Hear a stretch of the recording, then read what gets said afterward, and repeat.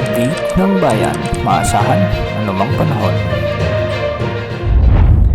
Magandang araw po sa ating lahat. Narito ang update sa lagi ng panahon ngayong araw ng Biyernes, July 12, 2024.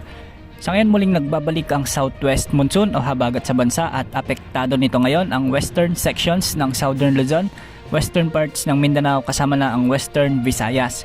Magdadala naman ng maulap hanggang sa maulang panahon sa natitirang bahagi ng bansa ang localized thunderstorms lalo na pagsapit ng hapon at gabi.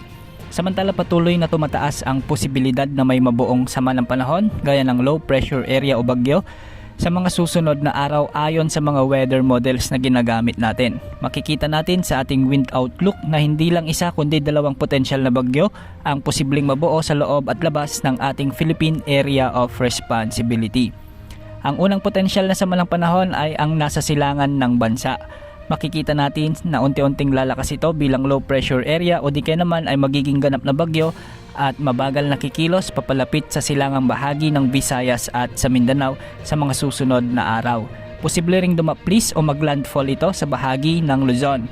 Posibleng palalakasin pa nito ang habagat at magpapaulan sa malaking bahagi ng ating kapuluan kung sakaling hindi magbabago ang ipinapakita ng mga weather models. Ayon naman sa isa pang wind outlook, posible rin na may mabuo isa pang bagyo sa kanlurang karagatan ng bansa o sa bahagi ng West Philippine Sea kasabay ng pamumuo ng bagyo sa silangan ng bansa.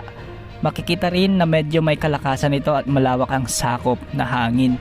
Hindi naman nakikitang lalapit ito sa bansa ngunit bahagyan nitong palalakasin palalo ang hanging habagat.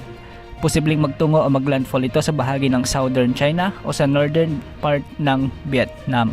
Bagamat may katagalan pa, marami pa ang posibleng magbago. Maghanda at maging alerto po tayo. Para naman sa lagi ng panahon ngayong araw dahil umiiral na ang habagat, asahan ang mga pag-ulan ngayon sa ilang bahagi ng Palawan, Occidental Mindoro, Western Visayas, Zamboanga Peninsula, Misamis Occidental at Lanao del Norte. Ganitong panahon din ang aasahan sa Metro Manila, natitirang bahagi ng Mimaropa, Batangas, Cavite at Laguna. Ang mga lugar na ito ay posibleng makaranas ng malalakas na pag-ulan at posible rin ang pagbaha o pagguho ng lupa. Samantala umiiral pa rin ang Intertropical Convergence Zone at apektado nito ngayon ang Bangsamoro Region, Sorsogon at sa Davao Region.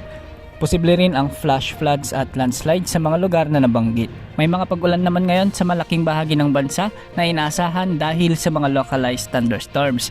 Posibleng makaranas na maulap hanggang sa maulang panahon ang Ilocos Region. Posible rin ang mga pag-ulan sa ilang bahagi ng Cordillera Administrative Region at Nueva Vizcaya. May mga inaasahang thunderstorms din sa Quezon Province, Bicol Region, Negros Island, Central Visayas, Samar at Leyte provinces sa Eastern Visayas at ilang bahagi pa ng Caraga. Mag-ingat po dahil posible rin ang mga pagbaha at pagguho ng lupa. Sa ngayon, walang nakataas na gale warning kaya malayang makapapamalaot ang mga kababayan nating mangingisda at may maliliit na sasakyang pandagat. Yan ang update sa lagi ng panahon. Ito po ang weather update ng bayan. Maaasahan anumang panahon.